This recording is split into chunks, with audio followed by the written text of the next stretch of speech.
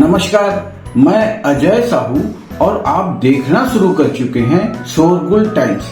कहानी सिगरेट अमीरजादा के इस एपिसोड में आहान अनन्या के कहने पर 10 मिनट में घर पहुंच जाता है। इस समय अनन्या अपने हाथ में चाकू लेकर सनाया की उंगली काटने की तैयारी में रहती है। आहान ने जोर से चिल्लाया, स्टॉप! इसके बाद भी अनन्या को कोई फर्क नहीं पड़ा था। आहान ने अपने मार्शल आर्ट पावर से अनन्या को जोर से धक्का दिया। इस धक्के से अनन्या सनाया से दूर हो गई। अनन्या को कुछ समझ नहीं आ रहा था कि आहान में इतनी फुर्ती कहां से आ गई। इसके बाद अनन्या के कहने पर धीरज, जो एक मार्शल आर्टिस्ट था, ने आहान पर अटैक कर दिया। इस अटैक से आहान ने अपने आप को बचा लिया। इससे धीरज को आहान के पावर का अंदाजा हो गया था। आहान मार्शल आर्ट मास्टर था, उसे डील करना इतना आसान नहीं था। धीरज जब फिर से आहान पर अटैक करने लगा, तब आहान ने उसकी छाती में एक पंच मारा, जिससे धीरज बुरी तरह घायल हो गया। यह देखकर अनन्या को बहुत गुस्सा आया और फिर उसने भी आहान से डील करने उस पर अटैक किया। आहान इस अटैक से भी बच गया। अनन्या आहान पर अटैक करने के चक्कर में अपना बैलेंस संभाल नहीं पाई और वो वहीं पास में रखे कांच की टेबल से टकरा गई। इससे टेबल की कांच के टुकड़े टुकड़े हो गए। अनन्या के चेहरे पर कांच के टुकड़े घुस गए। इससे उसका चेहरा बुरी तरह जख्मी हो गया। इसके बाद आहान अनन्या के बॉडीगार्ड से इन सभी को ले जाने को कहता है। अनन्या, धीरज और उसके बॉडीगार्ड वहां से चले जाते हैं। इस एपिसोड की शुरुआत कुछ इस तरह से होती है। चलिए अब जानते हैं इस एपिसोड में आगे और क्या कुछ नया होता है। अनन्या अपने परिवार में एक बहुत ऊंची पोजीशन पर थी। उसके पिता की अपने परिवार में चलती थी। अनन्या की ऐसी हालत देखकर कोई भी चुप रहने वाला नहीं था। सबको आहान से प्रॉब्लम थी। नाजायज होने के बाद भी आदित्य रायजादा ने उसे रायजादा बिजनेस का हेयर बना दिया था। यह बात किसी को भी कैसे हजम हो सकती थी। कोई कुछ नहीं बोला, इसलिए सब मिलकर कुछ ऐसा करना चाहते थे जिससे आदित्य खुद ही आहान को बिजनेस हैंड ओवर न करे। ऐसा करने के लिए आहान की ताकत का अंदाजा लगाना जरूरी था। अनन्या और धीरज इसीलिए ही वहां आए थे। अनन्या ने एक भी बार अपने वहां आने का कारण नहीं बताया था, पर आहान इतना तो समझता ही था। इस गिल हाउस सनाया आहान के आने से पहले ही बेहोश हो गई थी। यामिनी और शेखर भी अनन्या और धीरज से लड़ाई में चोटिल हो गए थे और उन्हें भी बहुत अजीब लग रहा था। सनाया के हाथों को देखकर आहान को बहुत तकलीफ हो रही थी। उसके दिल में जैसे आग लग गई थी। वो अंदाजा भी नहीं लगा पा रहा था कि सनाया को कितनी तकलीफ हुई होगी। जब अनन्या ने उसे चाकू से मारा था, तब सब रायजादा परिवार की वजह से हुआ था। इसका हिसाब तो उन्हें चुकाना ही था। आहान ने सोचा, रायजादा परिवार से वो कभी भी बदला ले सकता था। इस वक्त जरूरी था सनाया का ट्रीटमेंट करवाना। अगर सनाया को वक्त पर ट्रीटमेंट नहीं मिलता तो उसके साथ कुछ भी हो सकता था। आहान ने कार्तिक कोहली को कॉल किया। कार्तिक, एक बहुत अच्छे डॉक्टर को लेकर गिल हाउस आओ। आहान ने कहा। 5 मिनट में कार्तिक वहां पहुंच गया। वो अपने साथ अपने फैमिली डॉक्टर लाया था। जब वो घर में आया तो वहां की हालत बहुत खराब थी। सब कुछ बिखरा हुआ था और आहान को छोड़कर बाकी सब बहुत बुरी हालत में थे। यंग मास्टर, यह सब क्या है? किसने किया यह सब? कार्तिक ने पूछा। रायजादा फैमिली ने, आहान ने जवाब दिया। कार्तिक को बहुत बड़ा झटका लगा। उसे नहीं पता था कि राजादा फैमिली स्प्रिंग कॉर्पोरेशन में थी और यहाँ इतना कुछ हो गया था। यंग मास्टर, माफ कीजिए, मुझे सेक्रेटरी पर ध्यान देना चाहिए था, यह मेरी वजह से हुआ है। कार्तिक ने कहा, कार्तिक, आपको माफी मांगने की कोई जरूरत नहीं है, इस हादसे से आपको कोई लेना देना नहीं है। आहान ने कहा, आहान जानता था कि भले ही वहाँ कितनी भी सिक्योरिटी क्यों न होता, अनन्या को वो अंदर आने से नहीं रोक सकते थे। कार्तिक, यह सब बातें बाद में हो जाएगी, पहले प्लीज सनाया का ट्रीटमेंट करने दो। आहान ने सनाया के लिए परेशान होते हुए कहा। कार्तिक का डॉक्टर सनाया का ट्रीटमेंट कर रहा था। बेसिक फर्स्ट एड के बाद आहान सनाया को हॉस्पिटल ले गया। दूसरी तरफ अनन्या भी हॉस्पिटल में थी। अनन्या की चोटें सनाया से गहरी थी, उसका इलाज यहाँ नहीं था, इसलिए राजादा फैमिली ने तुरंत अनन्या के लिए प्राइवेट जेट भेजा और उसे राजादा के प्राइवेट हॉस्पिटल में एडमिट करवाया गया। अनन्या के साथ क्या कुछ हुआ था, यह बात राजादा फैमिली में आग की तरह फैल गई थी। इस बात से पूरे राजादा परिवार में भूचाल आ गया था। राजादा फैमिली के बड़े बड़े लोग एक कमरे में बैठे थे और यह सोच रहे थे कि आहान में इतनी ताकत कहां से आई। अनन्या की यह हालत करने में आहान को डर नहीं लगा। किसी ने कहा, आहान जानता है अनन्या के पिता मार्शल आर्ट मास्टर हैं, अभी तक कोई ग्रैंड मास्टर बना नहीं है, इसलिए वो ही सबसे ऊंची पोजीशन पर हैं। फिर भी आहान ने ये किया। किसी दूसरे ने कहा, उस नालायक आहान के साथ क्या होगा अब पापा ही डिसाइड करेंगे। आहान की जिंदगी अब पापा के हाथ में है। यह बात अनन्या के बड़े भाई ने कही थी। अनन्या की हालत के बारे में सुनकर वो मिलिट्री से वापस आ गया था। अब अनन्या के पिता के डिसीजन से सिर्फ आहान ही नहीं बल्कि राजादा परिवार में सबकी जिंदगी बदलने वाली थी। उनका फैसला ही राजादा परिवार का स्ट्रक्चर तय करने वाला था। 2 दिन बाद सनाया को होश आया। हॉस्पिटल बेड पर लेटे लेटे जब सनाया ने आंख खोली तब उसने सबसे पहले यामिनी नजर आई। सनाया, तुम्हें होश आ गया? यामिनी ने चैन की सांस ली। मोम, आहान कहाँ है? सनाया ने बहुत धीमी आवाज में पूछा। सनाया पहले ही बेहोश हो गई थी, इसलिए उसे कुछ नहीं पता था कि उस दिन वहाँ क्या हुआ था। आहान का नाम सुनते ही यामिनी के चेहरे का रंग बदल गया। तुम अभी भी उस नालायक के बारे में पूछ रही हो? उसकी दी हुई यह चोट काफी नहीं है क्या? यामिनी ने रुकी आवाज में कहा। यामिनी को बहुत गुस्सा आ रहा था। अगर आहान उनकी जिंदगी में नहीं आया होता तो आज तीनों की यह हालत नहीं होती।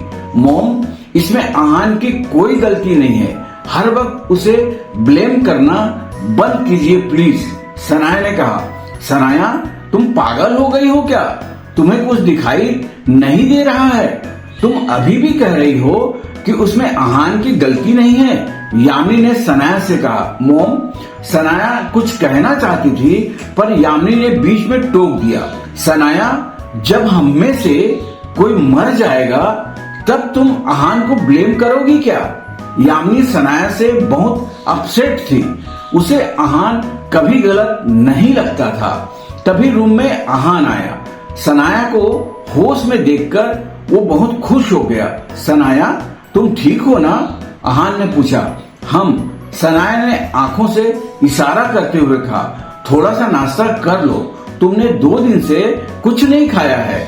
आहान ने कहा और नाश्ते के बैग से नाश्ता निकालने लगा। पर इतने में ही यामिनी ने वो बैग गिरा दिया। सारा नाश्ता जमीन पर गिर गया। तुम्हारी हिम्मत कैसे हुई यहाँ आने की? सनाया को इतनी तकलीफ पहुँचाने के बाद भी तुम्हारा मन नहीं भरा? यामिनी ने गुस्से में कहा। मोम, मैंने आपसे पहले भी कहा था कि इसमें आहान की कोई गलती नहीं है। सनाया ने कहा। Shut up. यामिनी ने सनाया को चुप कराते हुए कहा। फिर उसने आहान की तरफ देखा और कहा, उस दिन जो कुछ भी हुआ मुझे उसकी एक्सप्लेनेशन चाहिए। वो लड़की कौन थी? उसका नाम अनन्या रायजादा है। वो यहाँ इसलिए आई थी क्योंकि उसे मुझसे प्रॉब्लम है। आहान ने जवाब दिया। प्रॉब्लम? कैसी प्रॉब्लम? यामिनी ने पूछा। मोम, इस वक्त मैं आपको कुछ नहीं समझा सकता। वक्त आने पर आपको सब समझ आ जाएगा। आहान ने कहा, नहीं, मुझे सब कुछ अभी जानना है। यामिनी ने कहा, मोम प्लीज सनाया को आराम करने दीजिए। आहान ने कहा, अगर तुमने मुझे आज सब कुछ नहीं बताया तो मैं फैमिली कोर्ट में जाकर तुम्हारा और सनाया का डिवोर्स फाइल कर आऊंगी। फिर फ्यूचर के बारे में सोचना भी मत। यामिनी ने कहा। अनन्या के आने से यामिनी के दिल पर बहुत गहरा असर छोड़ा था। वो आहान की सच्चाई जानना चाहती, वरना उसे शांति नहीं मिलती और वो हर वक्त बेचैन रहती। मोम, आप आहान से सवाल करना बंद करेंगी? सनाया ने बेचैन होते हुए कहा। मैं इससे सवाल करूंगी। तुम जानती भी हो इसने तुमसे क्या क्या छिपाया है। तुम्हारे पीठ पीछे इसका एक लड़की के साथ अफेयर है और इसके अलावा हर जगह इसके दुश्मन भी हैं।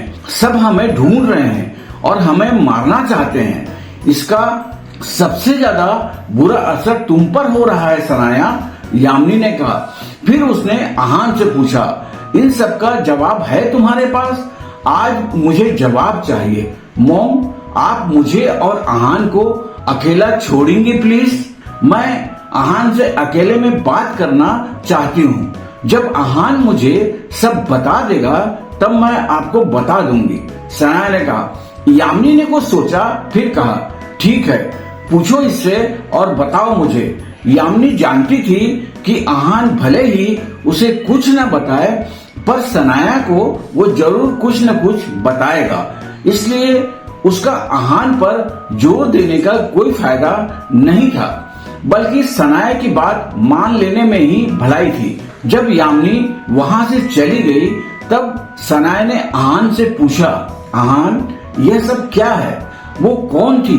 यहाँ क्यों आई थी?